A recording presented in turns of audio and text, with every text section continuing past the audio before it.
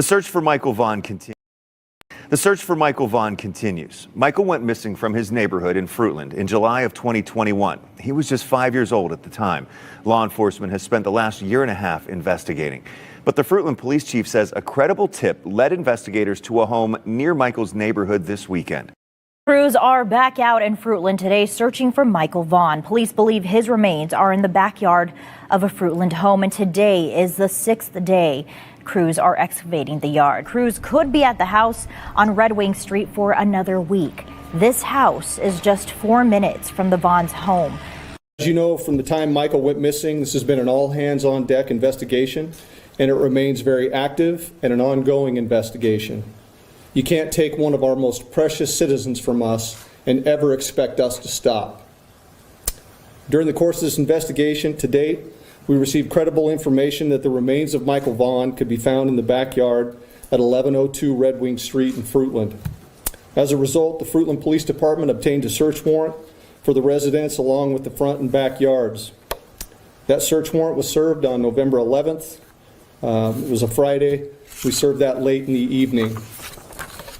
Upon entry, officers encountered Sarah Wandra, one of the known occupants of the home, and Sarah was subsequently arrested based on probable cause that she had knowledge of Michael's death and failed to report that death to law enforcement. The following day, the Fruitland Police Department, joined by the Idaho State Police, the Idaho Mountain Search and Rescue, the Fruitland Fire Department, and the Fruitland Public Works Department, began a very methodical excavation of the backyard of the Wandra's home. During that excavation process, the Idaho Mountain Search and Rescue, Mountain States detection dogs deployed multiple certified human remains detection dogs on the property, all of them alerting to the presence of human remains. Ground penetrating radar was also used and deployed, detecting anomalies in the backyard. We completed the excavation of the entire backyard and removed over 250 yards of dirt. Prior to backfilling the yard, the dirt was meticulously sifted for any potential human remains. We did not find Michael's remains. Although the remains of Michael Vaughan were not recovered, we strongly believe, based on evidence, that Michael was abducted and is deceased, and that his remains were buried and later moved from the property. As of today, the whereabouts of his remains are unknown. However, the investigation is active, fluid, and ongoing. Once the excavation was complete, we conducted a thorough search of the Wandra's residence. The search was productive, and additional investigative evidence was recovered and is currently being processed. Evidence suggests that the following individuals who are currently in custody are involved in the abduction of Michael Vaughan. Sarah Wandra, 35 years old. Sarah lives at 1102 Red Wing Street in Fruitland and was living there at the time of Michael's disappearance. We believe that Sarah has firsthand knowledge and is involved in Michael's abduction. Sarah Wandra is currently being held at the Payette County Jail for failing to report a death to law enforcement. And Stacy Wandra, 30 years old, a male. Stacy was also living at 1102 Red Wing Street in Fruitland and was living there at the time of Michael's disappearance. We believe that Stacy has firsthand knowledge and is involved in the abduction of Michael Vaughan. Brandon Shurtliff, 30 years old, of Kuna, Idaho. Brandon was living with Sarah and Stacy Wandra at 1102 Red Wing Street at the time of Michael's disappearance, and we believe Brandon has firsthand knowledge of Michael's abduction. Adrian Lucian, 32-year-old male out of Toledo, Ohio. Adrian was staying with Sarah and Stacy Wandra at 1102 Red Wing Street at the time of Michael's disappearance, and we believe that Adrian has firsthand knowledge of Michael's abduction.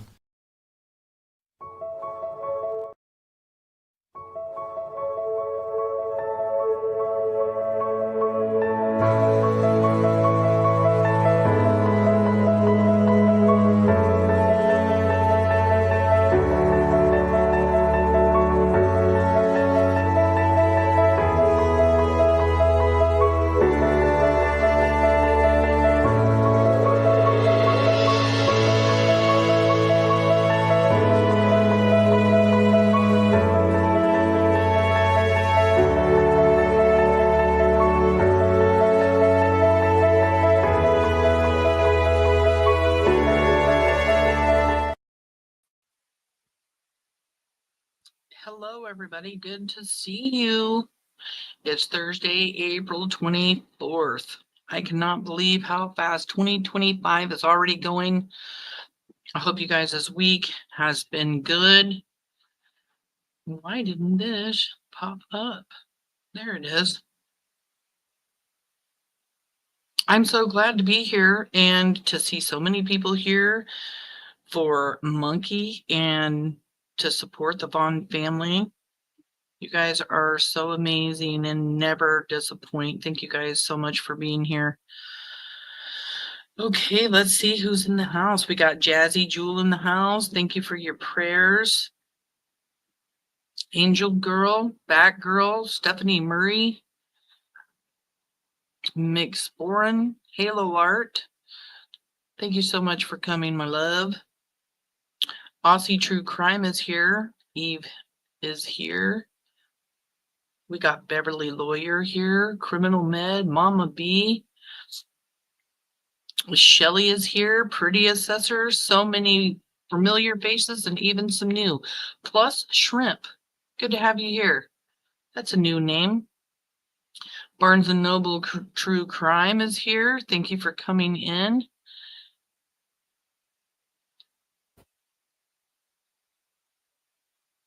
Halo Art says, we love you, Michael. We will never give up, sweetheart.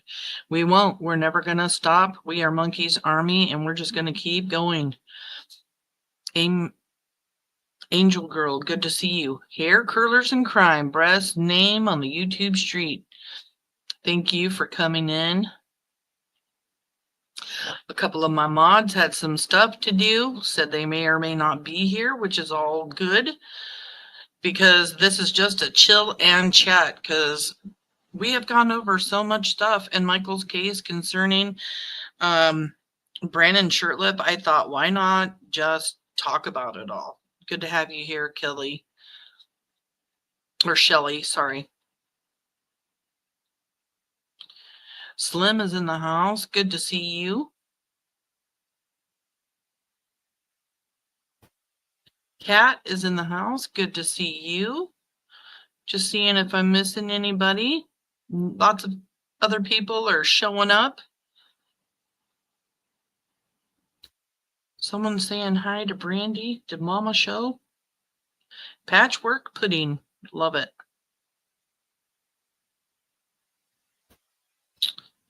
Hey, Brandy. I see you. Hey, beautiful Sam, stopping by to say hi and give my love. Thank you all for being here for Michael. Thank you for coming in, honey. It is good to see you. Matter of fact, I have Brandy Lee Loop. You are so sweet, honey. Thank you so much for being here and giving a super sticker. Let's show her some love. And let me thank you real quick for that super sticker.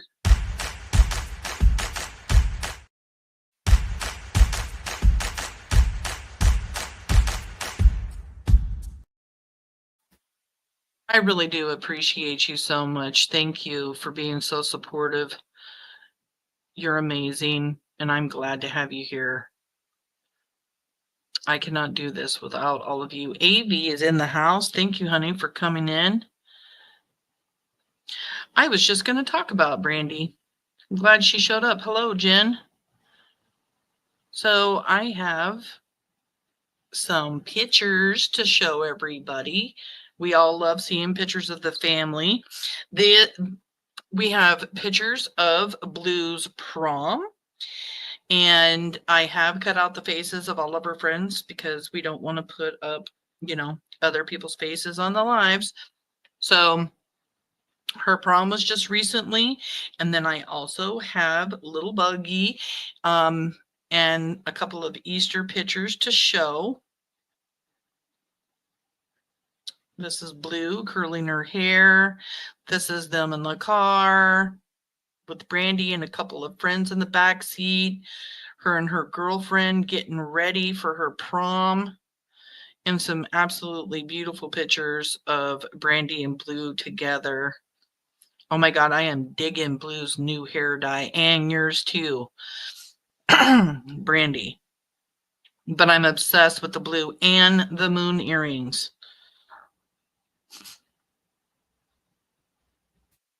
Oh my gosh.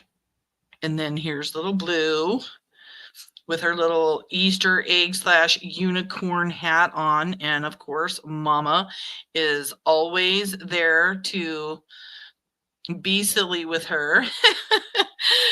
Look at her. Oh my gosh, Blue is just so freaking cute.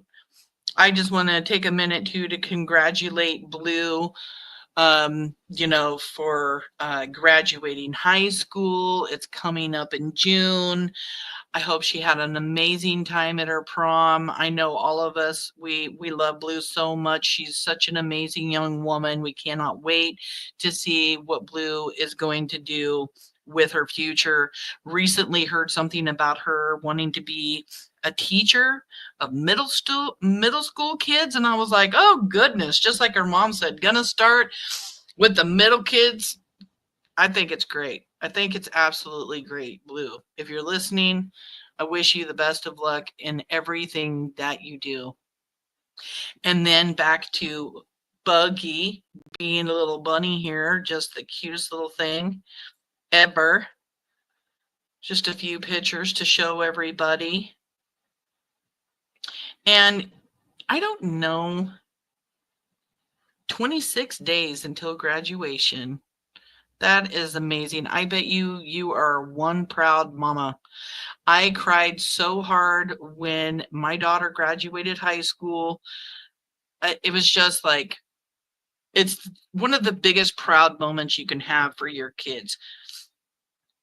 So I am just so happy she had her prom, that she gets to graduate. I think it's great. Great, great, great. And the other thing that I wanted to talk to you guys about is the fundraising that they're doing for Monkey's Project.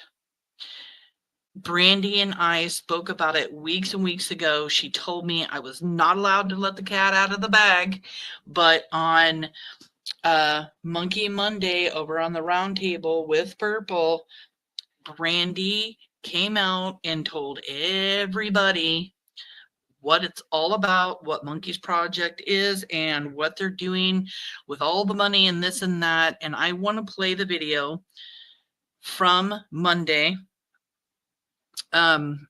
just so everybody can just hear what Monkey's Project is all about.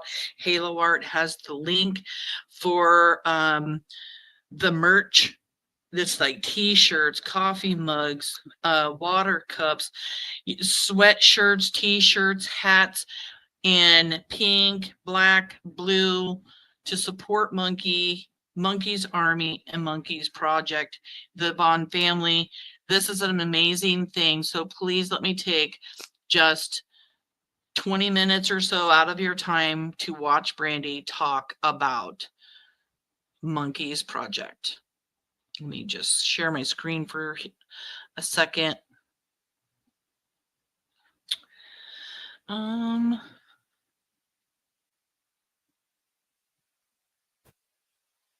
Here we go.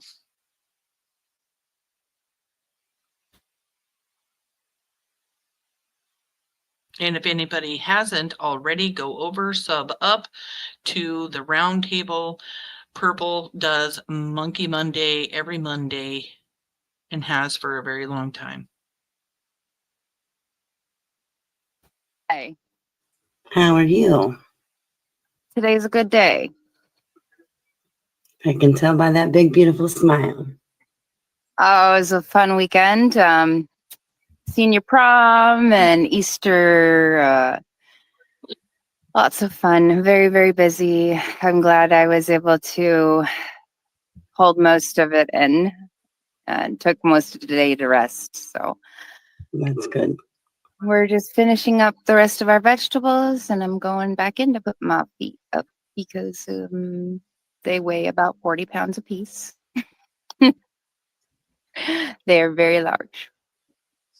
That's PayPal, Ray Ray. That's not Cash App. Okay. So, Hi, everybody. Hello, hello. I see everybody's prayers and kind words and thank you. All my energy is towards the kids and Michael's case right now. My focus is Where it should be. exactly.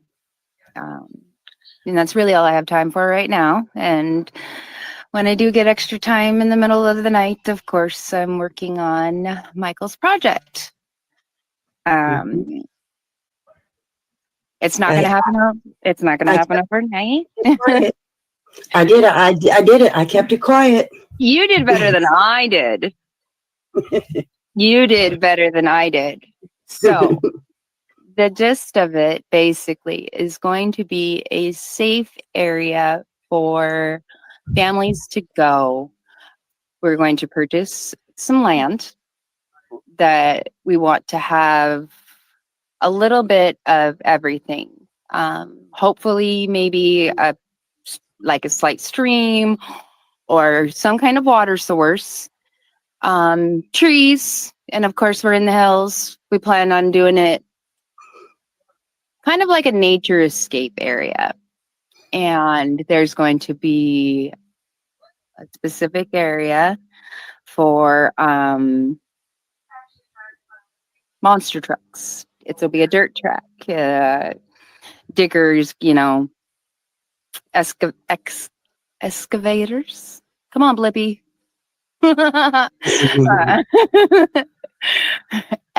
Yep.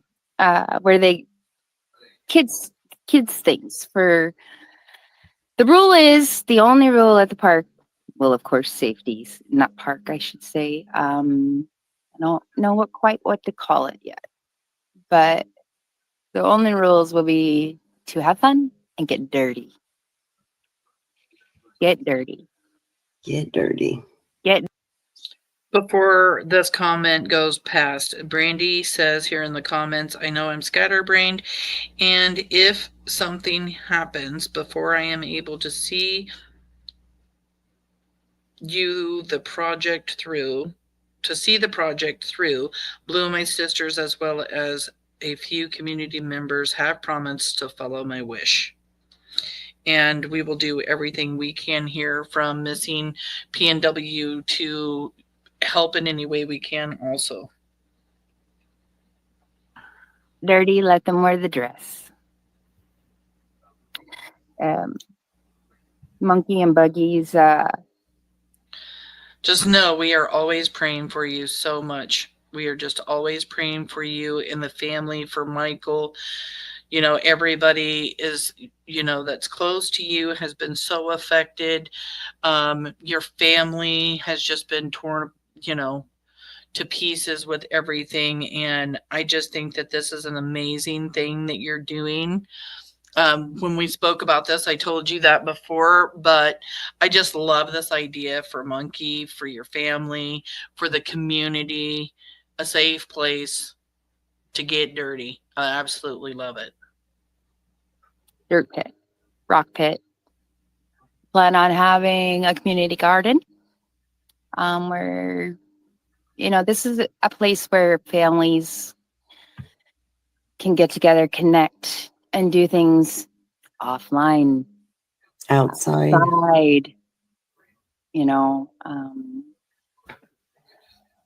And have kind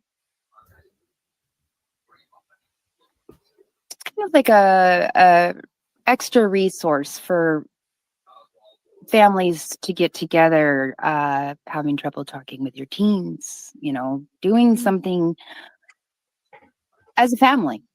And one of the biggest things of strength in our family has always been getting dirty. Getting dirty. We love the outdoors, and it brings peace. It brings a feeling of family. And you ain't got to be perfect at nothing. Right. It doesn't matter. You don't want to touch the worm. You don't have to touch the worm. You like gutting fish. You like gutting fish. There's something for everybody.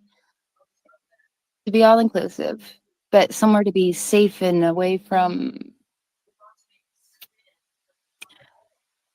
The craziness Yeah. of the world. yes, to have an environment to be open, but yet still somewhat secure. So you see how it's hard to explain Yes. the idea and the premise behind it, but the whole idea is to bring families together and to have an outlet for it takes a village. Every family, every parent, every child needs someone to reach out to, and a community that can bond and stay together, over little things like we talked about rock hounding, learning the different types of rocks, and Ben's really, really, really big into FFA. We're in a farming community. Awesome. Little things like that, life skills. Yep. Thank you, Wood Chipper, for gifting 1 Missing PNW Crimes Revisited memberships. I truly, truly appreciate you so much. If you received that membership, please thank Wood Chipper.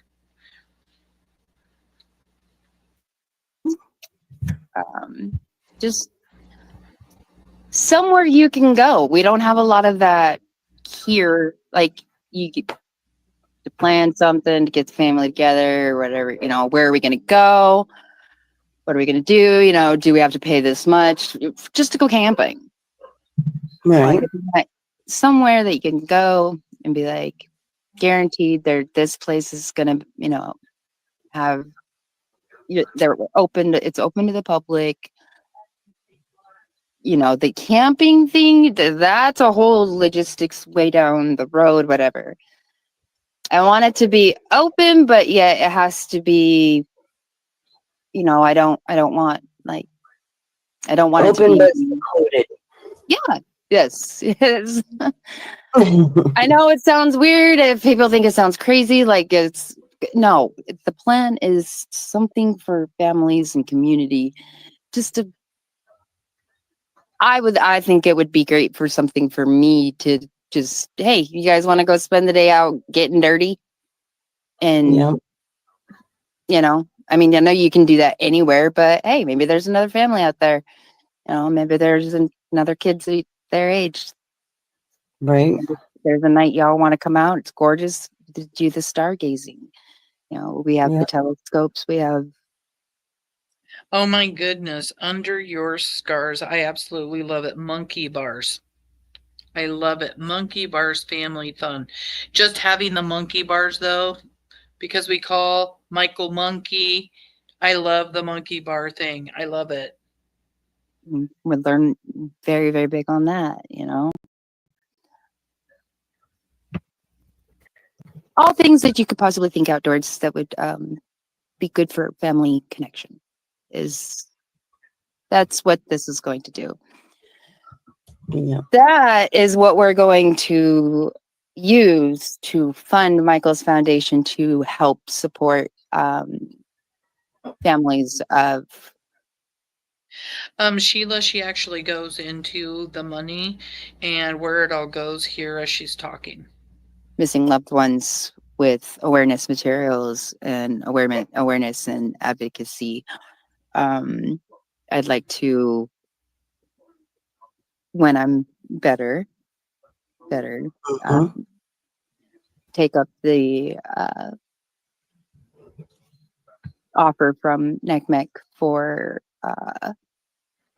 helping support, being a support liaison for other families, somebody that's been through a similar situation or has or is going through. There are people like that do help, and there's a person that we've spoken to this entire time and has been a very, very, very big advocate for Tyler. Has been the number one person that he can go to other than family and law enforcement. That is outlet, and That's they awesome. was provided through NECMEC, and yeah, she's been with us for this entire time. It's 4 years. That's amazing.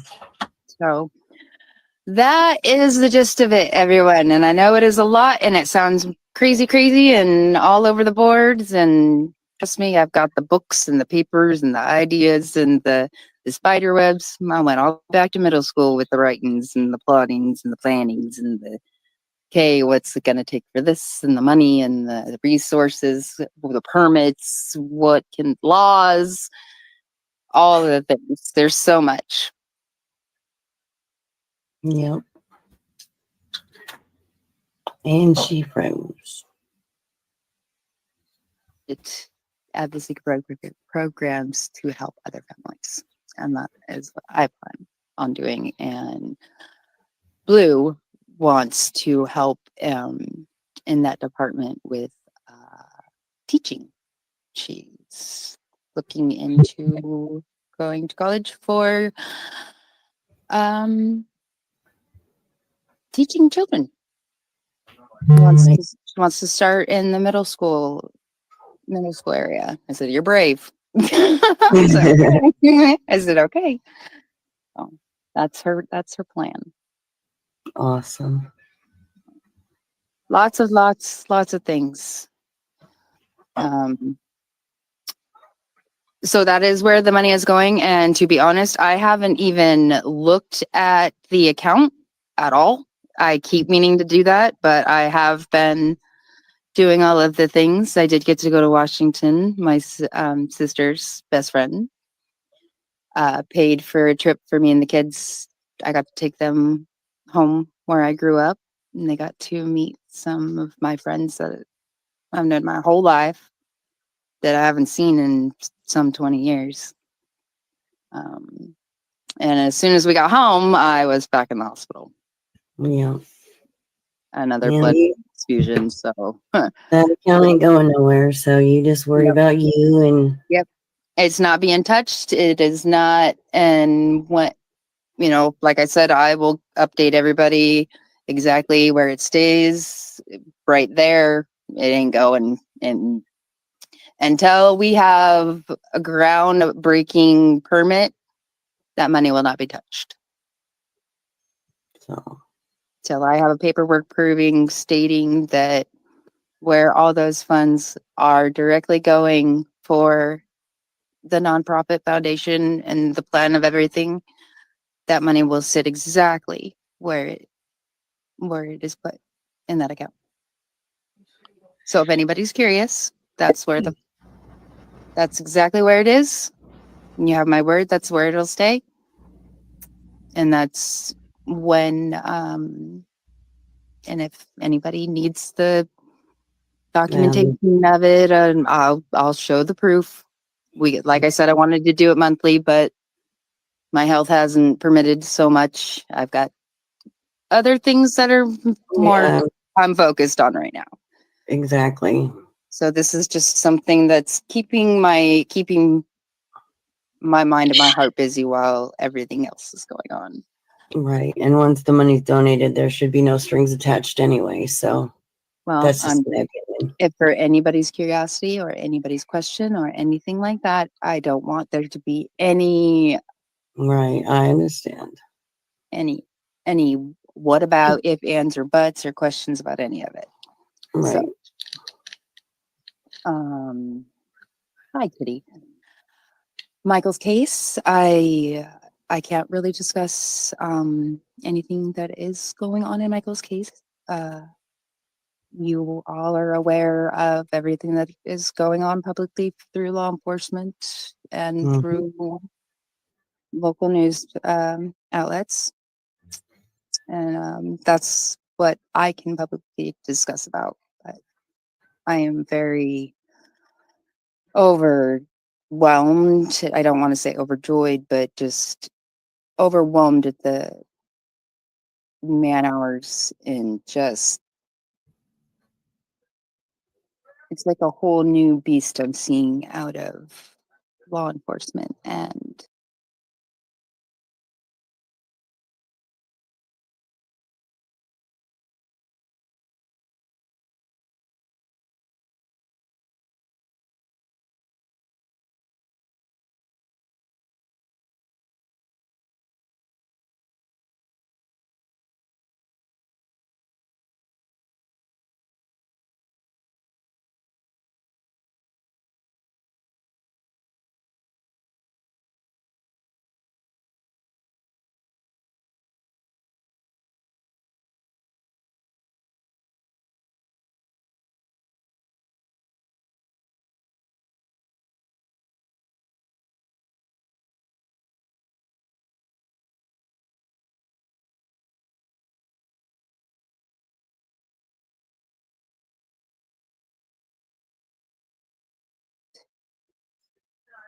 the prosecution office. It's fierce is the best way I could put it. And it makes me want to smile because I want to say, like, there's some badasses. How about that? That's what they are. Not That's only it. officers, but human beings. And Right. I am damn proud that they're looking for our son. Justice is coming, y'all. Sorry, you guys didn't know I was muted. I had to start coughing. Hold on one second. I want to back up right here. Let me see. I was just saying that I love it that she is just saying the law enforcement, you know, how did she put it? There's some badasses. How about that? That's what they are. Badasses. And then she called them something else earlier. Discuss about, but I am very overwhelmed.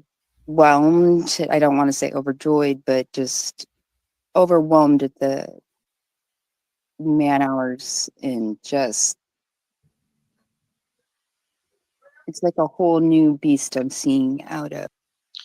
A whole new beast that she is seeing coming from law enforcement. It was what I was just talking about, because that's a huge the way she words it, right? A whole new beast coming from law enforcement. They have a fire lit under their ass right now. They're bound and determined to find Monkey. Right now, this is pushing along as a nobody case, but they are still searching for Monkey. Don't know what tips they have, don't know what kind of evidence they have, where they're searching at this moment. You know, and honestly, Misty was the one who said that the search stopped up at the cemetery, Brandon's grandmother's cemetery. So I don't know if they're still searching up there or not. I mean, we were just taking Misty's word for it that it had ended at the beginning of the month. Not sure if it ended. It could or could have not. Could be somewhere else. But law enforcement is on beast mode. The district attorney's office, she's calling badasses. They are doing everything that they can to find Monkey. So this isn't a nobody case. I know this is what the holdup has been. This is what I feel like the holdup has been this entire time. They just want to find Monkey before they push any further, even though charges have been written out, which we are going to talk about in just a minute. Well, I'm almost done here with Brandy. Hold on.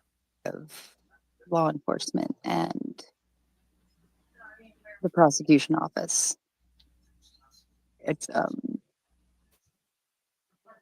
fierce is the best way I could put it. And it makes me want to smile because I want to say, like, there's some badasses. How about that? That's what they are. Not That's only it. officers, but human beings. And Right. I am damn proud that they're looking for our son. Justice is coming, y'all. Yes, it will. So, thank you, everybody, for your continued support and prayers. And I see them, I hear them. Nobody, you're not being ignored, I promise. You need to focus on you right now. Yep. Focus is my family, and yep, getting better. So And we're all still going to be here when you get back. I ain't gone, and I ain't going nowhere. I'm just, Well, you know what I mean. I know. I'm back here, y'all. Yeah, she's in the back watching. I'm watching. I'm listening. Not really, actually. I lost my Tyler. Yeah, I told you he bought me that phone, right? Yeah. I'm using it finally. I'm on it. That's what took me forever. I was like, oh God. Yeah, I figured it out. I got into StreamYard, so we're winning. That's right. All right, y'all. We got to get these last tomatoes in before the sun goes down. So All right, love. I love you very, very much. I love And and there's thank yous going around, by the way, for the gifts that you sent. that Oh. were special made. There's a few more that Ellie hasn't gotten. I haven't called them yet. They've been working, but I was told to give you big thank yous, and it's much appreciated. Anything for you. I love you very much, everybody. Take care of each other. Take care of your loved ones. There's way more important things in this world than crap. So put a smile on your faces, y'all. Sun's out. Let's do this. Let's do this. Mwah. I love you all.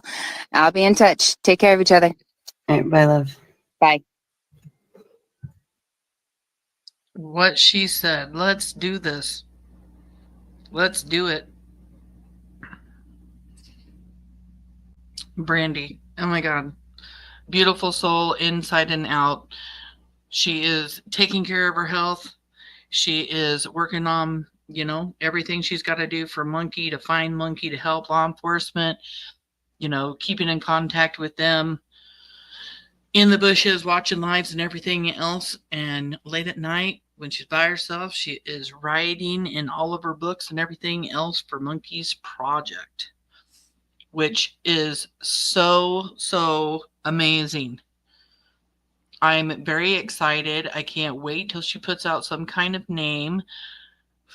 I mean, it just sounds like it's going to be like this most amazing little place to get dirty, get dirty. That's what Monkey loved to do, was get dirty. And let's talk about Monkey real quick. This is Michael Joseph Vaughan. He has been missing, he was abducted, from Fruitland, Idaho on July 27th, 2021 in his neighborhood. The 4 suspects updated recently, January 10th of 2025, Stacy Wandra, Sarah Wandra, Adrian Lucian, and Brandon Shurtliff are all still suspects in Michael Vaughan's abduction and his murder. We're never going to stop. We're never going to stop asking questions. We're never going to stop searching. We're never going to stop being there for the Vaughan family. We're going to continue doing everything we possibly can to help the Vaughan family, to pray, to show support. We're just never going to give up. And it is time that either one of these suspects come forward and tells the family or law enforcement where Monkey is, or somebody that knows something out there, because we know these are the 4 suspects, but there could be more people involved in this. It's time for somebody to come forward, call law enforcement with your tip. Doesn't matter how small your tip is. Let law enforcement decide whether or not it's a credible tip. The Fruitland Police tip line is 208-642-6006, or you can email findmichael@fruitland.org.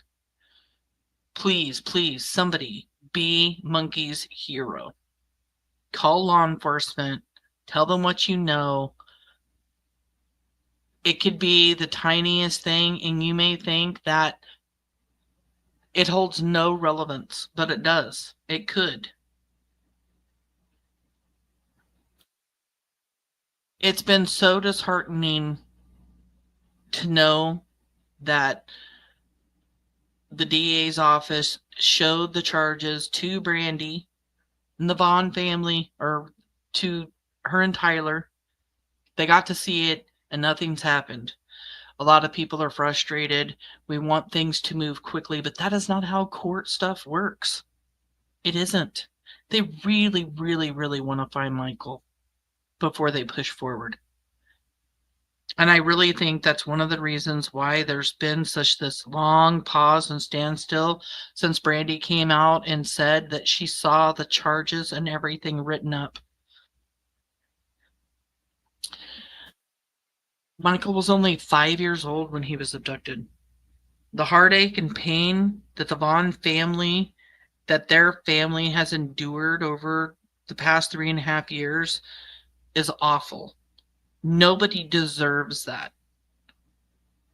Michael deserves justice, and the Vaughan family deserves peace.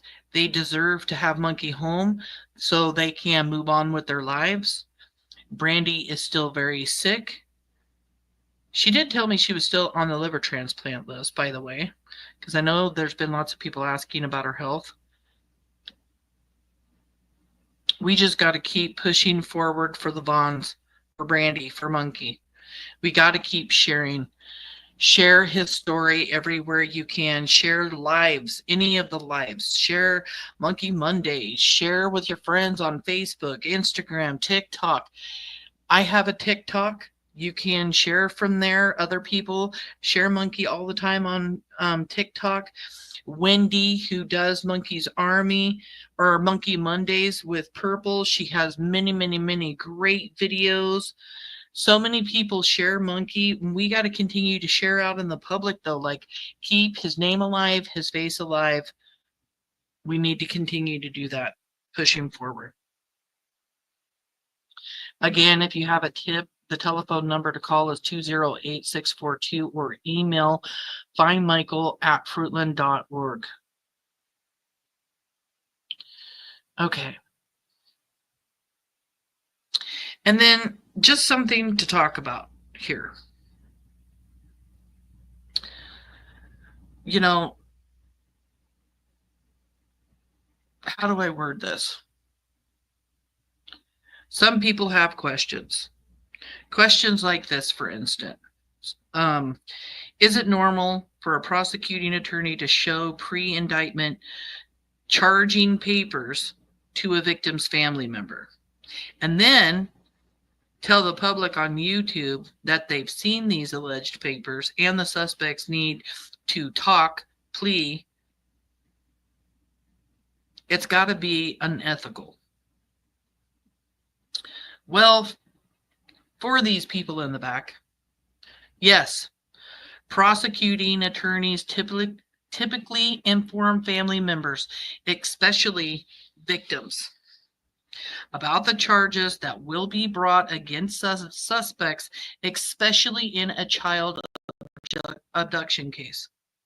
This is standard practice to ensure victims are kept informed of the legal process and their rights.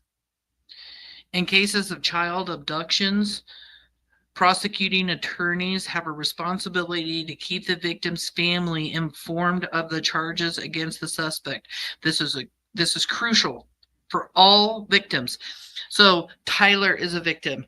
Brandy is a victim. Michael is the victim, but his siblings are victims. The entire family are victims. This is crucial for victims to understand the legal process of their rights. Keeping victims informed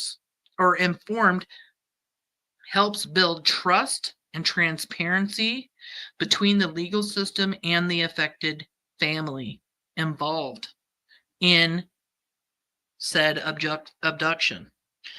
The process of informing the family and bringing charges usually follows established legal procedures to ensure the victim's rights are protected.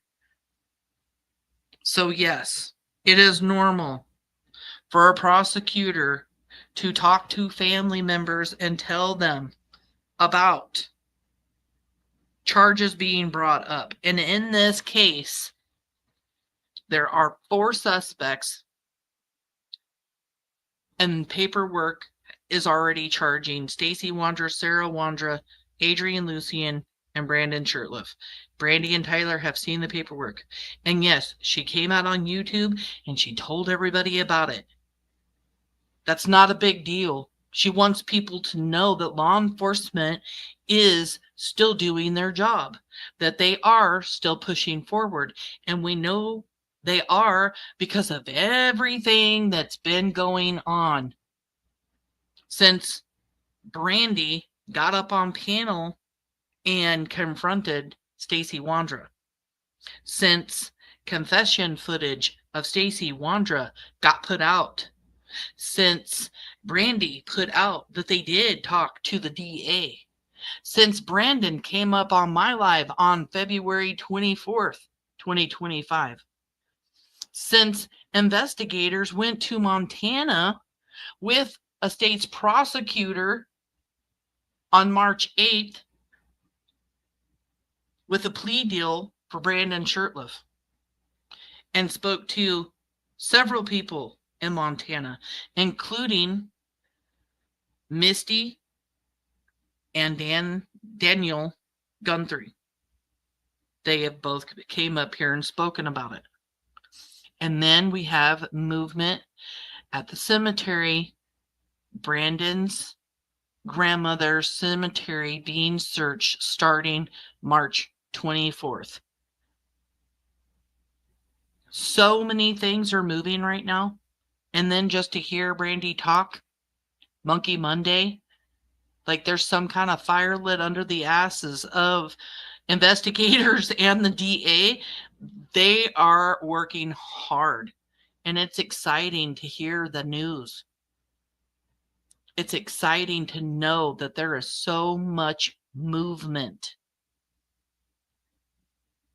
I just wanted to talk about these things because it's just so very important to just talk about all of the movement. I know a lot of people have questions. That's why I wanted to call this live a chill and chat, and that's what we're going to do.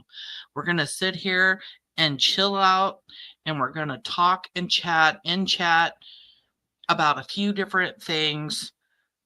You know, I put out last week before I left to go on vacation that Brandon Shurtliff was arrested in Kootenai County. And I was pretty sure that law enforcement knew exactly where Brandon was. And that just kind of confirmed it. Because after I did my live and spoke about Brandon and where we thought he was in Post Falls, Idaho, he is arrested on the 17th of March. Oh, hold on one second. 17th of March. And it was in, here we go, let me share this. Here's Post Falls right here. And this dotted line all the way around right here is Kootenai County. I don't know if I'm saying it right. Kootenai, I think is how it's. This is Kootenai County though. Kootenai County is Post Falls. And we spoke about him going over here to Spokane, Washington, right over this border, hanging out with all of his motocross buddies. And he is pulled over, arrested, and for his warrant in Kootenai County. Bad part is, which really ticked me off, but what can you do, is that he was released, I'm pretty sure, on Monday, the 21st, March 21st, he was released. From what I can tell, it looks between like 10 and 11 p.m. at night is when he was released. The crazy thing is, he had another warrant in Canyon County, and he has to serve 30 days there for that warrant. I was really, really hoping and praying that they were going to get him.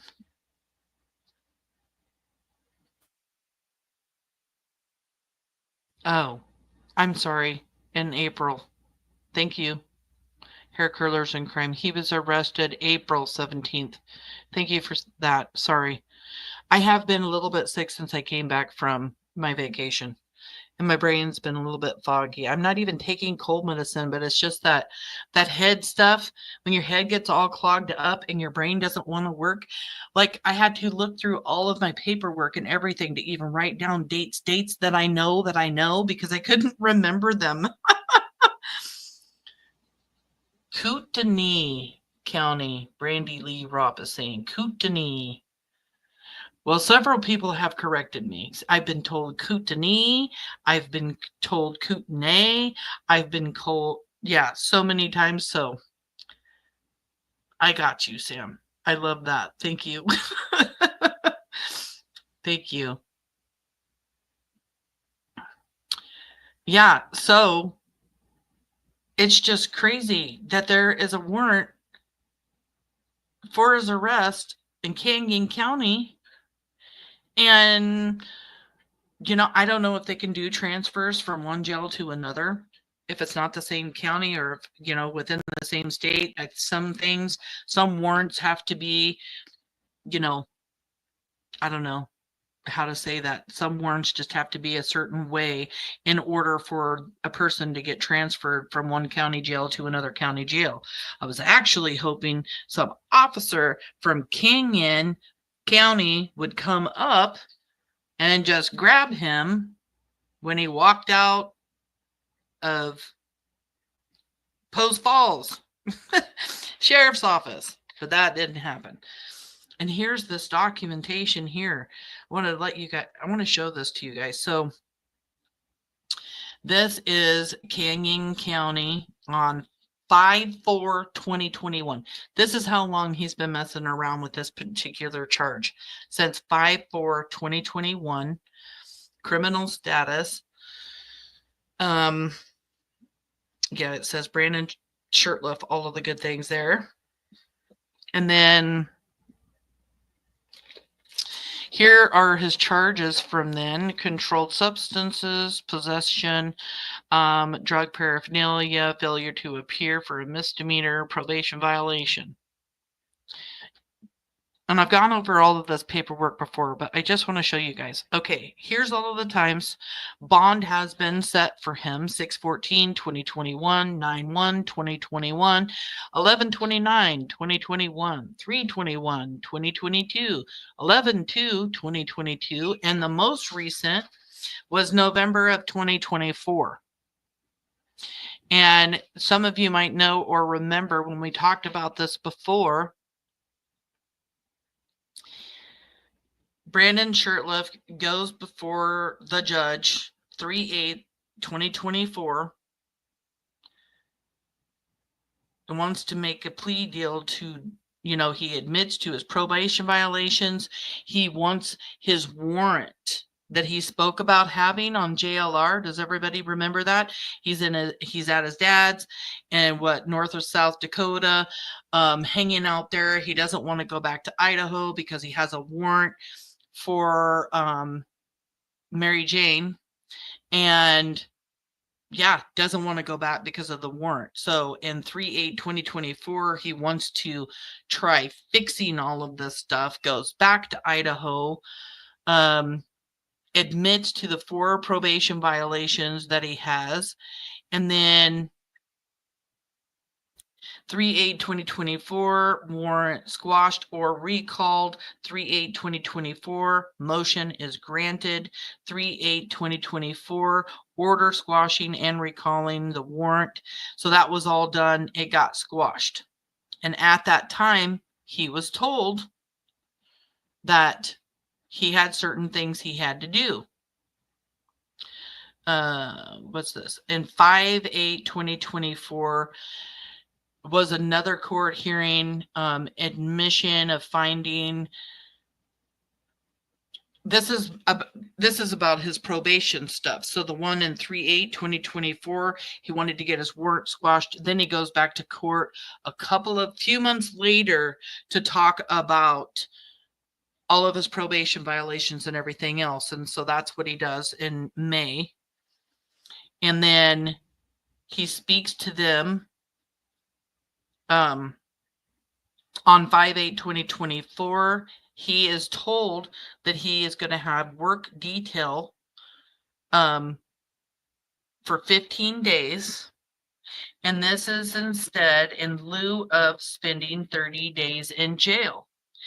And it is to be completed by 11/1/2024. So here we are in November 1st, 2024. In November, he is supposed to do the work detail for 15 days instead of spending 30 days in jail. He doesn't do it. After all of those times that he was in jail, and with all those bonds and all those agreements that he had already made, he didn't again. An 1107, an affidavit of failure to complete. The sheriff's labor detail was sent out on 11/22/2024. There was a bench warrant issued. And this is all in Canyon County. And the warrant itself said he had to spend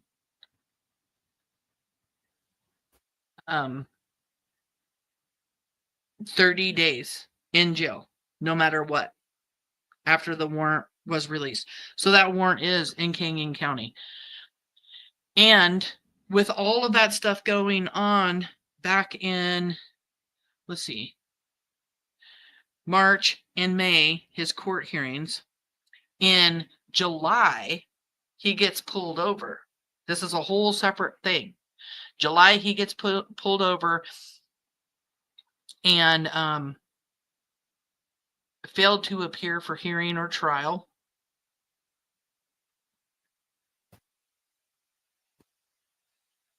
Notice of remote hearing, court trial.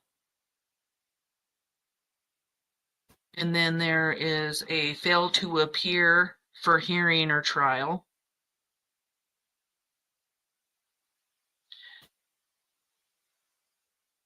Well, those actually had to do with, that actually had to do with what he was taking care of, getting the warrant squashed and everything else. And then he didn't show up for courts and everything. And then he ended up getting the warrant. This is the one where I was talking about.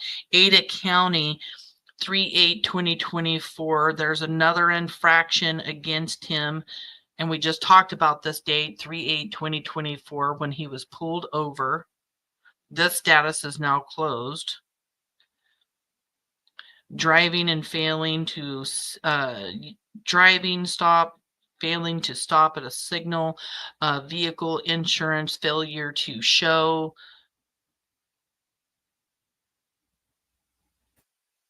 his insurance.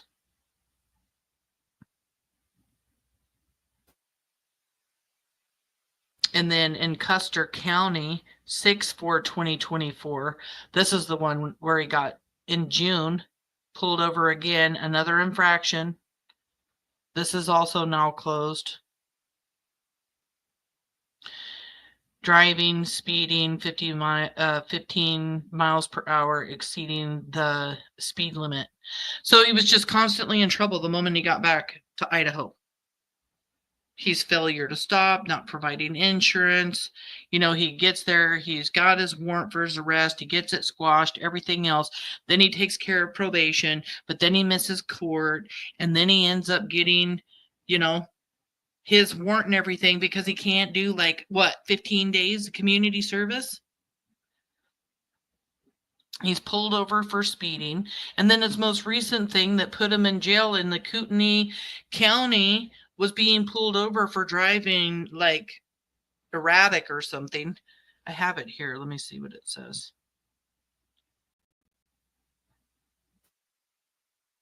Yeah, what's it say? Careless driving. And this was on the 17th. And it even says right here, scheduled release date is 2021 of 2025. And then I had Misty messaging me, trying to tell me that Brandon was actually turning himself in, that he didn't get arrested and pulled over for his warrant. She had talked to his mom, and his mom had told her that he was trying to take care of all of his stuff by turning himself in. I had other people messaging me, hey, the address that you have in your video is actually the address of the sheriff's office. Well, if you don't get the FOIA, which I have requested, if you don't get that FOIA, the report itself is going to mention where he was pulled over at when he was, arrested, detained for his warrant. But the rest of it's going to show up at the sheriff's or the county jail. So that's why the county jail address is there. And we requested the FOIA because I want to know. And yeah, I'm just have to say, I'm pretty frustrated that he got out on the 21st. I've looked at all the other county jails and have not seen him sitting anywhere else. But he was in Post Falls, Idaho, just like we thought. He was pulled over, he was put in jail, and he got out on Monday. So that sucks. But hopefully, maybe, if there's a sliver of truth to Brandon turning himself in, then hopefully he's going to go take care of it all and stop by Fruitland and talk to them. Yeah, and he will do it again, like you're saying.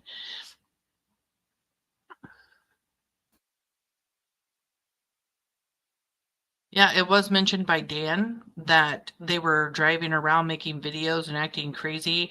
I have no idea what car. I don't even think Dan said in the live what car it was.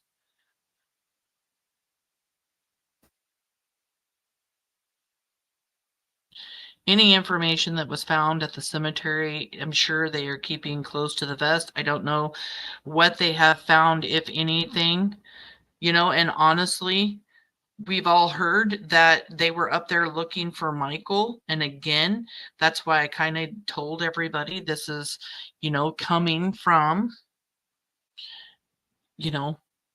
I was able to confirm they were searching the cemetery.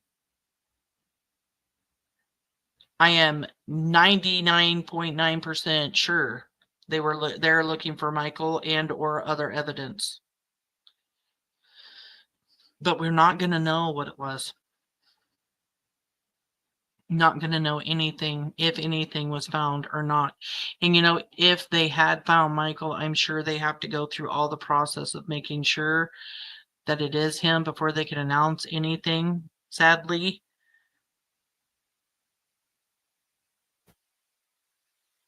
Yeah, wood chipper. Pissed me off too. By the way, thank you so much for gifting that membership.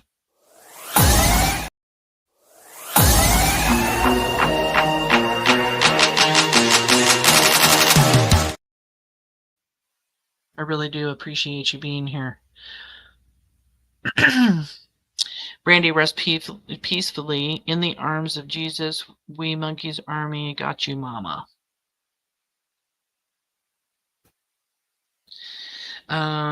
Brandy will do. It pissed me off beyond comparison that Brandon was released in my community. Yeah, it's aggravating. I know a lot of people are aggravated. But, law enforcement is doing everything they can right now.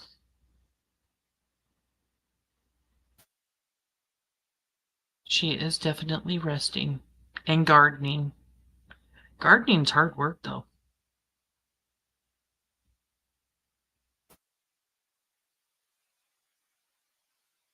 I'm just going through comments and stuff. It isn't chill in chat, and I kind of went a little crazy talking. But yeah, everything's just crazy. Him being let out and stuff, I was just really disappointed.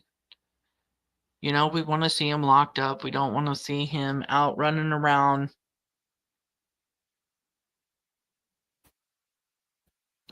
So, let me see what else I got to talk about with you guys. Some people left the last live before we got to talk about this. And so it's really strange because we found a few things and people were helping me find a few things. It's really strange. Like Brandon's new profile on his Facebook. I know now that he's out. I didn't until a couple of days ago. Of course, I researched. I saw that he got out of jail, but I wasn't sure if he was in another one. And I kept looking around to see, if he was anywhere else. And he wasn't. And then I saw movement on his Facebook, and I don't even think his phone is on because I talked to Dan this morning, and he and I both seem to think the only way of his communication right now is through Messenger. And I'm pretty sure Misty's mom paid for Brandon's phone, but I'm not sure if he got another phone, but I had heard that he did. So I don't know. But we found something that's really interesting about this whole cemetery thing, and we had talked about it the last live, but a lot of people thought we were leaving and ending. So I wanted to just talk about it again. Here is the picture of the Mountain View green cemetery that Brandon's grandmother owned, that ended up being given to Brandon's mom, Tina Mariel. She inherited it when Brandon's grandfather passed away. And there's this little dove with the little olive tree branch in its mouth here in this picture. And we talked about Brandon having a dove with an olive tree.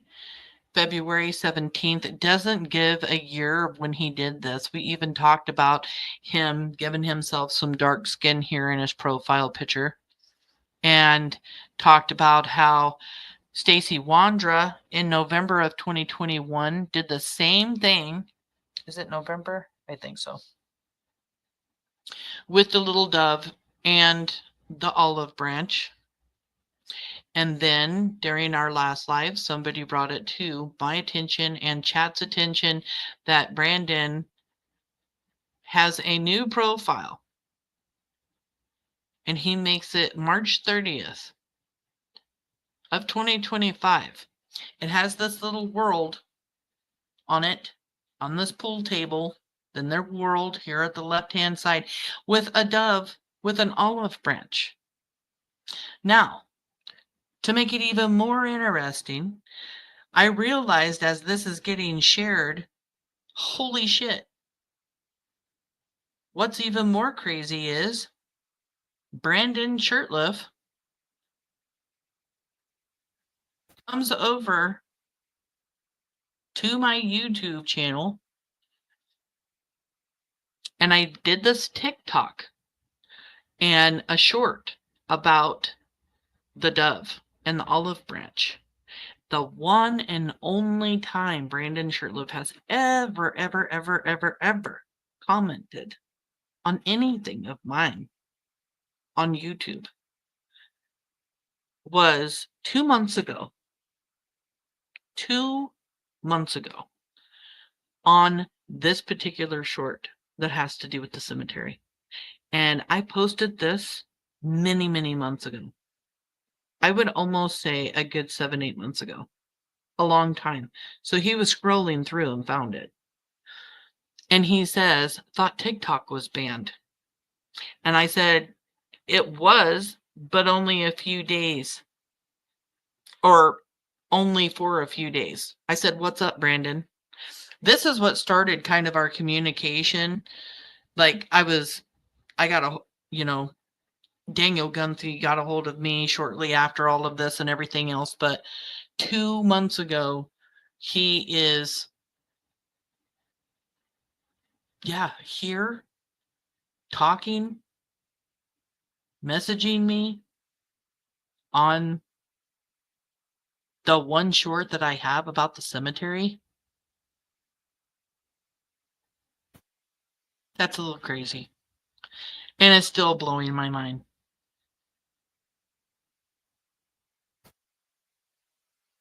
Yeah, I wouldn't have noticed it if we hadn't discussed it either. Matter of fact, I got sent the picture. And I'm like, I don't see anything. Well, then I got sent the picture with a circle around the dove because I didn't see it. I didn't see that dove.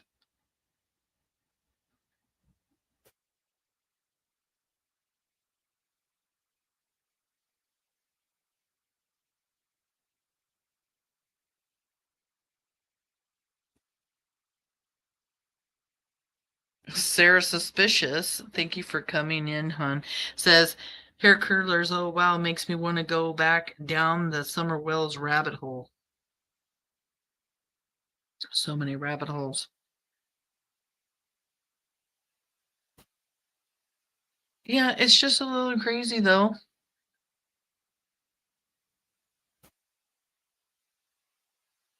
I don't know what the dove and the olive branch represents. I was actually going to look it up and ran out of time today.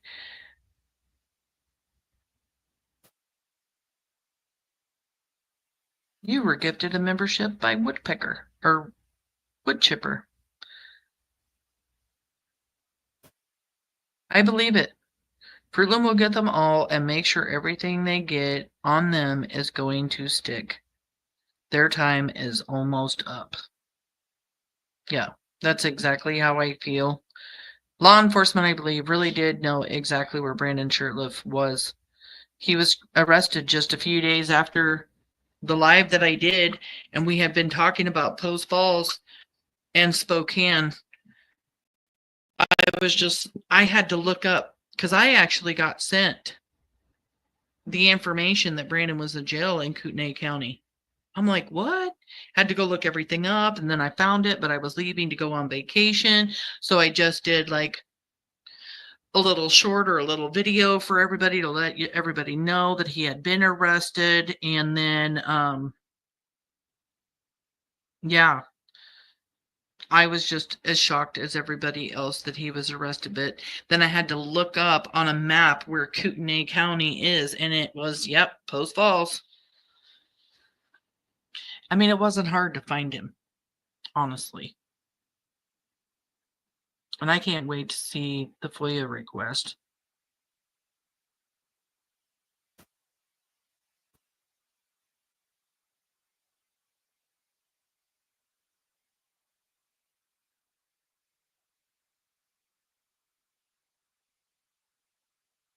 The 8 ball is there on the picture.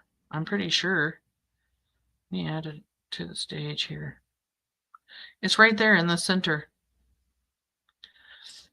It's right next to the blue solid ball and blue green ball. Right in the center, right there.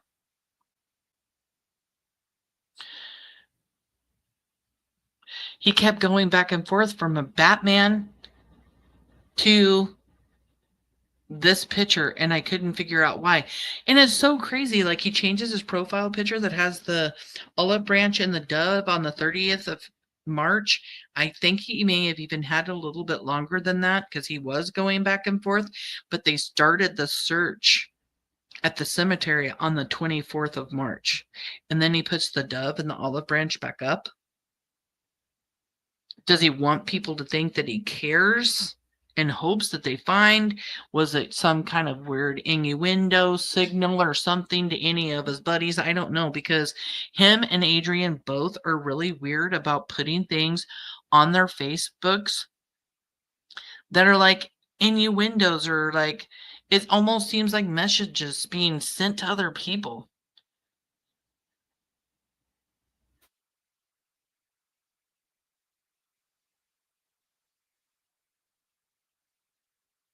Extending the olive branch is extending the hand in peace. You're welcome, Slim. No problem.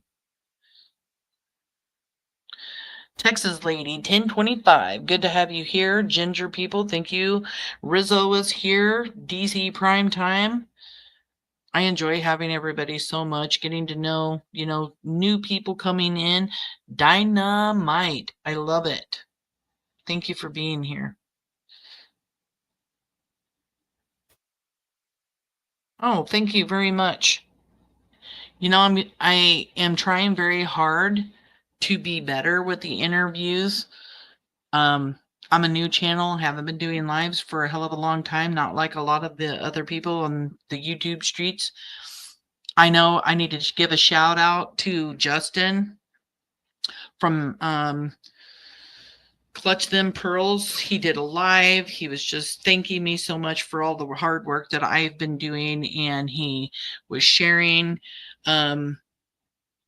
Missing PNW in his chat, and I grew almost 200 new subscribers. I'm almost to 3,000 subscribers now. we are growing faster and faster here lately. I love it. I love having the community and having so many people supporting the Vaughan family and any of the missing kids that I cover here. Kelly says it's interesting that a common trait for psychopaths and psychopaths, from what I understand, sociopaths sometimes use symbols as a tool. They usually do this to manipulate. And I do believe that, we've got a few manipulators in this crew of suspects, that's for sure.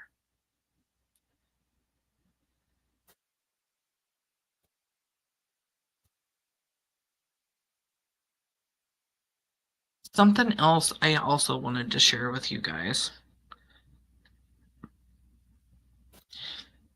Because something that got said by Dan and by Misty in their interviews that I found so interesting was that they both said that Brandon left the house the night that Michael was abducted. Because, I don't know, one person says that they were being mean or whatever, or strange or whatever. Yeah. So here's this clip, you guys. Listen closely. Was with them that night, correct? But I know, yes and no. So I do know he did leave that night. I'm not sure where. From what I understood, with his mom, because he told me he had to get away from them for a minute. So there's Misty saying that he left there that night. She doesn't, I mean, she starts off like, I don't know. I mean, it's almost like she knew for sure that he did, but she was really teeter-totting back and forth on whether or not she should say anything to me. That's my personal opinion. But she's saying that he left there to get away from them, Sarah, Stacy, and Adrian, and went back to his mom's house. It doesn't sound like she knew that his mom was out of town. And from what we can tell now, from the information that's been getting put out, like from Dan talking to us, or from, Stacey Wandra's confession and everything else, and from what Chris Madonna is also saying in that recording, is that Michael was at Brandon's mom's house the night he was abducted, because he asked Stacey Wandra, well, why did they bring him back here the next day? So did Brandon go back to his mom's house that night? And we're hearing that in this plea deal or whatever, Dan asks the detective, did my friend do this? And the answer was yes. Brandon duct taped him up, bound him, put him in a bag, and suffocated him. Now, did that happen before or after Brandon goes back to the house is my question, for one. And then Misty is saying that, which is huge. And then you have Dan say the same thing. Here's another question by Callie. She is asking, did Brandon say that he left and went back to his mom's house the night that Michael was abducted because he was annoyed with Sarah and Stacy? I feel like I did hear some shit like that. Let me think about that for a minute. I really honestly feel like I remember him saying that they were being weird to him that day, and he ended up at his mom's or some shit. I mean, they're being weird to him that day or some shit, and he doesn't really act like he really wants to talk about it either. And Dan messaged me earlier. He knew I was having a live. Dan, if you're listening, it just didn't sound like you wanted to tell me, and you did. But it's just really curious to me that you've got two people in Brandon's life saying that Brandon told them that he went back to his mom's house the night of Michael's abduction. That's something that's never been said before. And then this is what Brandon said when I went live with him on February 24th of 2025, when I asked him the same question. Did you stay at Sarah and Stacy's house the night of Michael's abduction? I don't know. I have to get back with you on that one too. Like I say, there's a lot of. That's a good question to go over, but I got to look into that more. I got to look into that more. Really? That's a good question to go over, but It is a good question to go over, Brandon. I would like to know from you, did you stay the night at your mom's house? With you on that one. I have to get back to you on that one. Too. Like I say, there's a lot of. That's a good question. It's a good question, and it's got to get back to me on it. It's very interesting. And this next week coming up, we're going to go over Brandon's live that I did with him here soon, because there are a lot of slips, a lot of stuff in that, and I think we should go over the entire thing. And I have been sent so many clips by so many people of things that I know where he slips and talks or almost says something or questions that he doesn't want to answer, that I think we should really look into. Like, why wouldn't he want to answer them? And so let's look into those things a little bit more.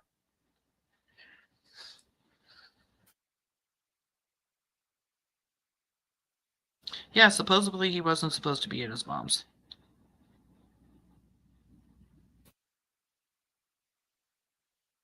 Yeah, it would have been so risky to bring Michael back to the neighborhood the next day while the search was going on. And according to Chris Madonna, that's exactly what they did. And they are suspects in a missing child's case and were found suspects because, in my opinion, they were very ignorant criminals. Yeah, and the dog hit there too, exactly, at Brandon's mom's house. It is total leakage in everything that he's saying.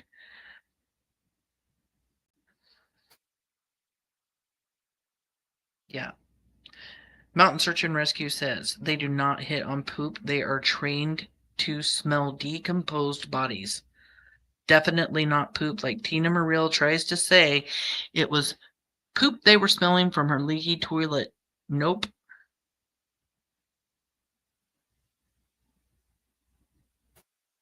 Yeah, they do slip and don't realize it, and they ain't too smart. I don't know that he was even bailed out of jail. When he was arrested, it said that his release date was 2021. And my guess, if he is bailed out, it's his mom or his grandma, honestly. That's just my opinion. I mean, she coddles him like he's still a little baby.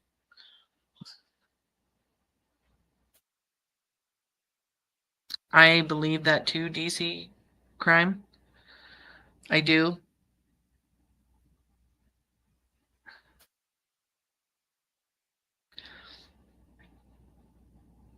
I wish it haunted him enough to come forward and tell the family and law enforcement where Michael was.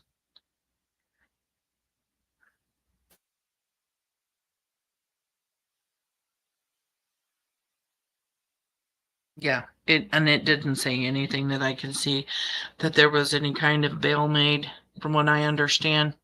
That's another reason why I requested the FOIA, because we want to look into everything.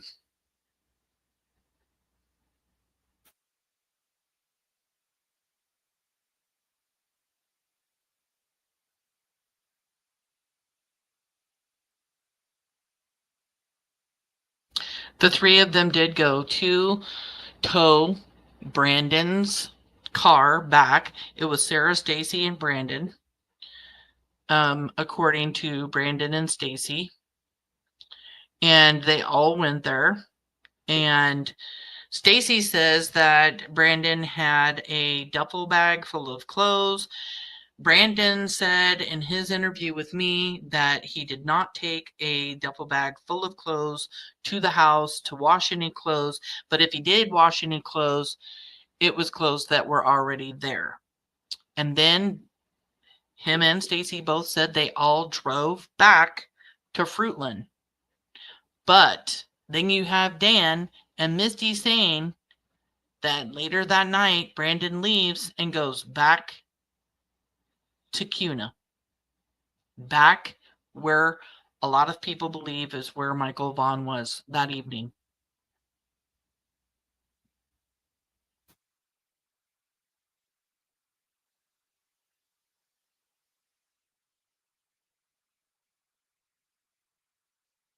Y'all make sure to hit that thumbs up button. Get this all out in the algorithm so Michael,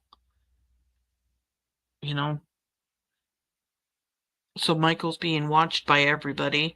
His story is out there. It really does help bring awareness for him. Or leave and go like somebody else's or share somebody else's. I don't care as long as Michael's name is out there being shared.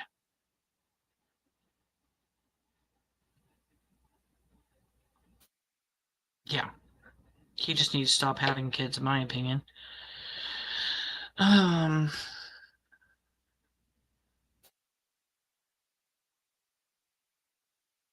It's just so crazy, to just know that he was arrested and let loose. This has been like a thing for me all week long. I have not been happy about it. I made sure to send information letting law enforcement know that he was in jail on a warrant, so they knew where he was. Just don't understand why he wouldn't have been gotten a hold of and taken to somewhere else where he had another warrant. But I am glad to hear Brandy talk about how hard law enforcement's working. Yeah. And that the DA is still working really hard. And we know the district attorney and the prosecuting attorney's office is working hard because state's prosecutor went to Montana to offer the plea deal. And for anybody that didn't hear, the plea deal was sign this paperwork, tell us where Michael is, and we won't give you the death penalty. From there, we're not sure what the plea deal was, whether it was spend life, whether it was to serve so many years or whatnot. According to Misty, he immediately got an attorney. Misty also said he was going to go in and talk to Fruitland, but then never did. And some people believe that one of the reasons why he didn't is because he's with his friend Eric that is keeping him from doing certain things that he wants to do.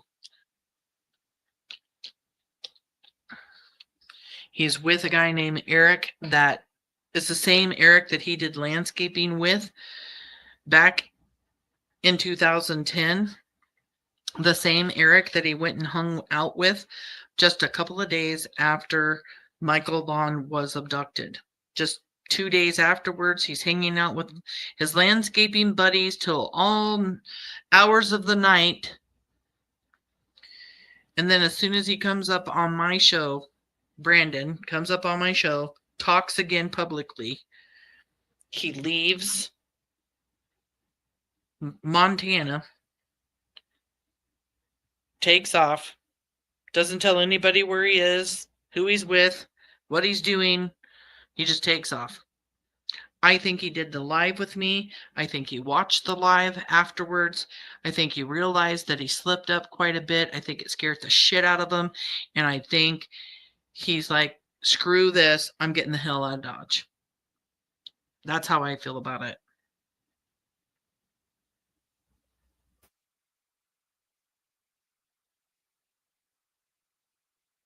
Yeah, I can't fathom these people are bedding down with him, working with him. Yeah.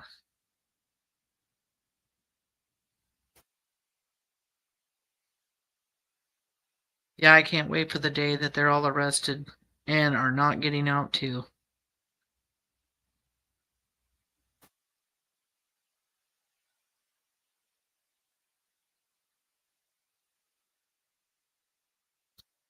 You can't blame him for not signing anything. I mean, he didn't have an attorney or whatnot. I mean, he wasn't even there when they showed up anyway to sign anything. They only talked to him over the phone, gave him 48 hours to sign it.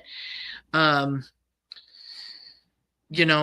it isn't, according to the law, that's usually not the way that things go. Usually you're charged before you're, given a plea deal, but this kind of stuff happens all the time where they're given a plea deal before they're charged with anything. It can be used as a tactic to get truth, to get evidence, to get something out of a suspect. These tactics are used all of the time.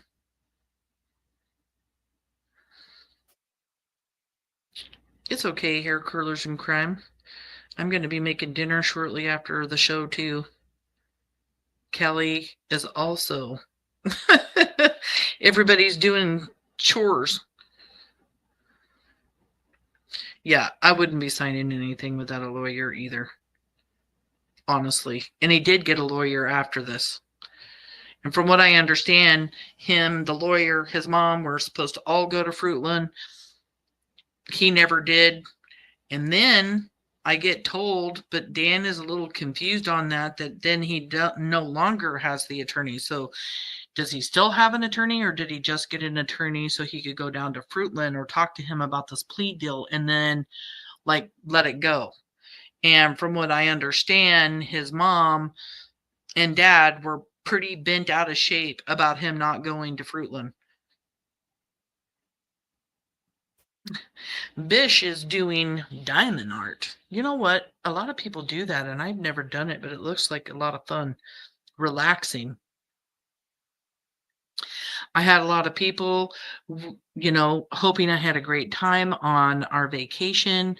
Over the weekend, it was my girlfriend Stephanie's birthday, and we had a great time. We went to a crab derby. A crab derby is where the big boats come in and drop off a bunch of crab, and some of the crab are tagged. And if you pull a tagged crab out of the water, you can win money, prizes, and everything else.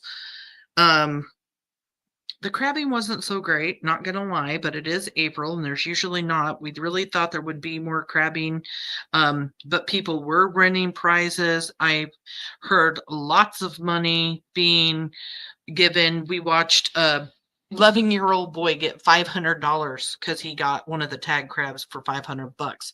So that was really cool.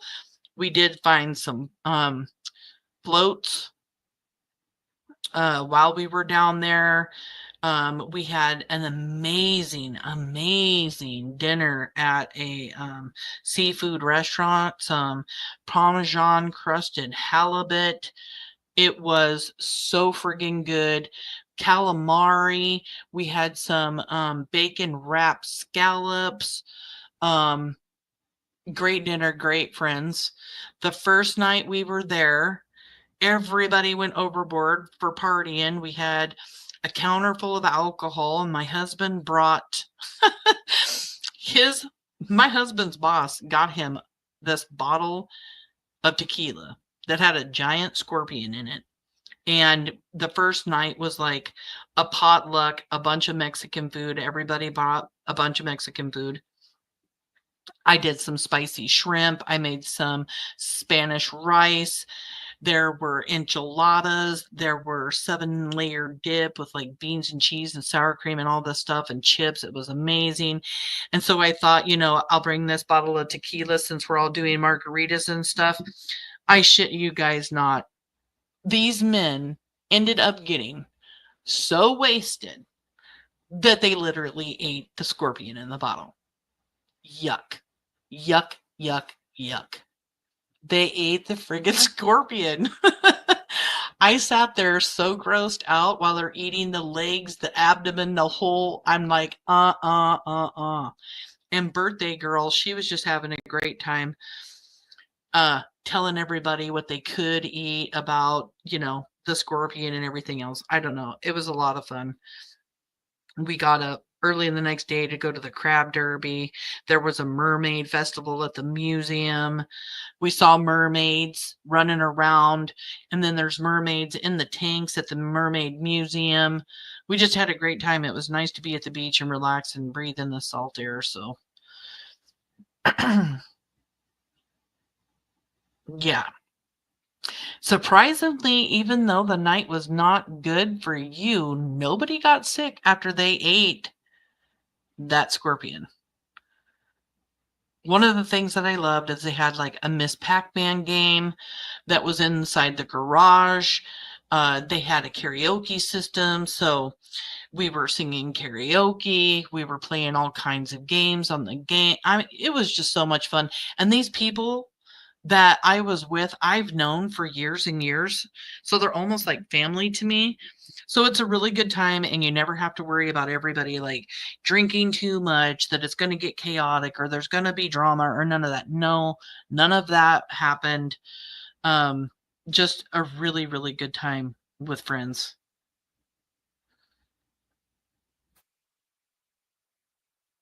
Yeah, they did. They ate the scorpion. And it's not a small scorpion. This thing was a good 5 inches long. I had to do a bunch of research on it. Like, if you eat it, can you get sick? Is this like snake juice or something that's going to make you feel all like loopy? Is it poisonous? Can you eat the stinger? Yeah, you can eat the stinger. You can eat everything about the scorpion. I didn't touch the bottle. I had 2 drinks, 2 Bloody Marys the entire weekend. But I have a good time. Even though I'm not a big drinker, I have a good time. I think it's hilarious to sit around and watch everybody else get really shitty. Yeah, eek. It was a blast. I had a great time, and I love to sing. Everybody's kind of like, when I'm singing my happy birthday or whatever for like, that's what I do. I wrote music. I've sang for years and years. Yeah. So it was great to just like, some of these people had never been out with me singing before. So when I picked up the microphone for karaoke, everybody's like, oh my gosh, she can really sing. So it was just fun all the way around. My grandkids they ate alligator. I love that. Alligator's good. I've had snake before and other stuff.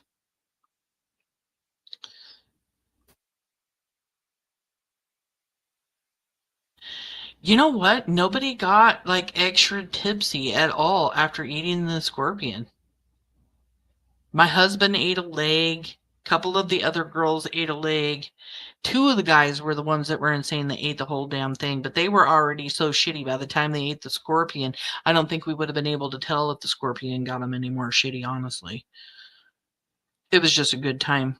Good time to be away, hang out with friends. Got an amazing, oh my gosh, Safeway had like the best strawberry chocolate cake that I've ever had in my life. It was like a strawberry whipped cream icing with dark chocolate over the top of it. And it was pink and dark chocolate. And the inside was chocolate. And my girlfriend absolutely loved it. And I found it at Safeway for like $20. I couldn't believe the cake was that good for $20. It was kind of spur of the moment to even buy the cake. But she loved it, and everything was great. I appreciate everybody asking too. I think alligator's really good. Mama B's gonna rest.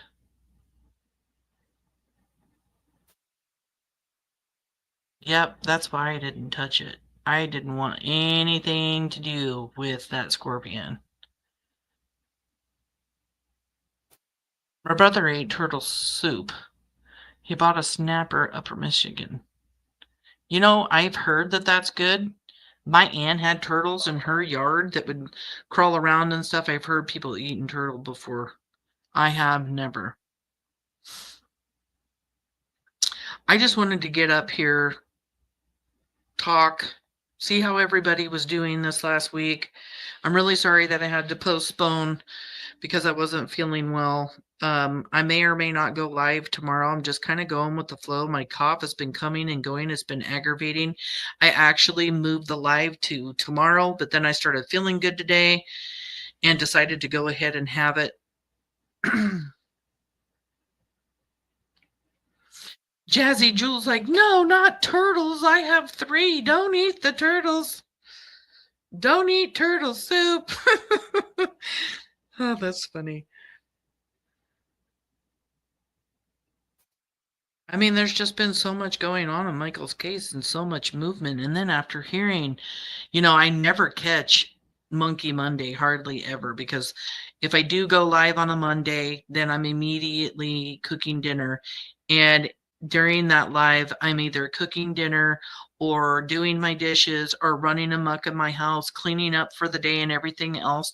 So I always just go over and watch the replay. But there has been so much movement in Michael's case that I just wanted to go over everything again and let you guys know that I feel like we need to go over Brandon's interview with me, and I hadn't done it yet because I was trying to keep this good relationship and stuff going with Brandon. He's just been very on the rocks with me. He isn't talking to even his friends and family well. He just hem-haws around when you ask him a question. There's no direct answer at all. I'm tired of playing games with him. I mean, like, if I have a question and you say you're going to talk to me, or you even say you're going to go live with me, then do what you say you're going to do. Don't just play games with me. And Brandon, if you're listening, that's how I feel. If you want to talk to me, but I'm not going to sit and I'm not going to play games. Now I'm just going to start going over and reviewing everything that you and I talked about, because now that's important, because you're not giving me any more new information, and because you're being so quiet, and because you're not talking to anybody about anything anymore.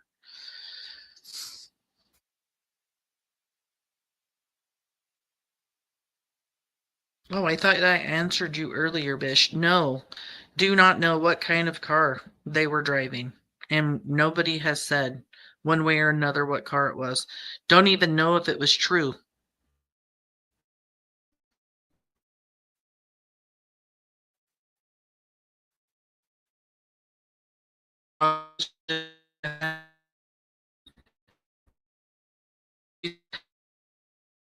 Isn't that showing? There we go. I used to catch big bullfrogs with my brother-in-law. And I've had gators and snakes. I have not had turtles, though. Yeah, I'm pretty sure nobody's ever talked about what car they were driving when they were driving. Dan said that Brandon and Adrian were driving fast in the neighborhood where Michael was.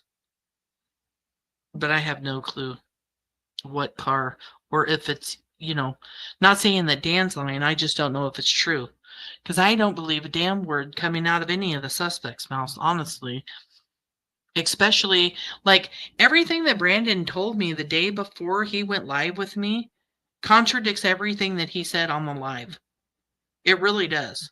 And that whole conversation is recorded. And I want to share it. I just need to find out if I can share it. And I don't see why I can't share it. But the contradictions are huge. And I really do want to talk about it.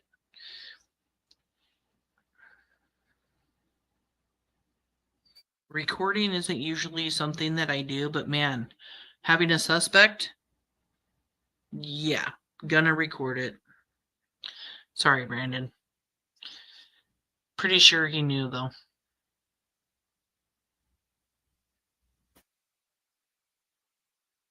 Well, chat is moving slow. I just wanted to get on here, talk about a few things, talk about the fact that Brandon was released, show his current warrant in Canyon County, go over just a few things, and I'm going to get off of here, make dinner, and rest up for the rest of the night. I hope you guys have an amazing weekend. If I don't see you guys tomorrow, definitely going to be going over Brandon's live here soon. We may have to do a two-parter because it is kind of long. Bish says that I just asked because we know Adrian didn't have a car. Yeah, right. And Brandon's car was broke down other than the van. Yeah, and but Brandon did drive the Wandra's vehicles. So, and I really wanted to get up here too and just show everybody everything that was said by Brandy. Thanks for covering this for the family. I would not have it any other way. I feel so grateful and blessed to be able to be working on Monkey's case. Like Hair Curlers and Crime says, thank you all for being here tonight. You guys are awesome. We have the best chat on the YouTube streets. I appreciate you being here to show, to be supportive for the Vaughan family and be a part of Monkey's army and showing up for Monkey. That's what it's all about. I hope you guys have a great, great weekend, and I will see you soon.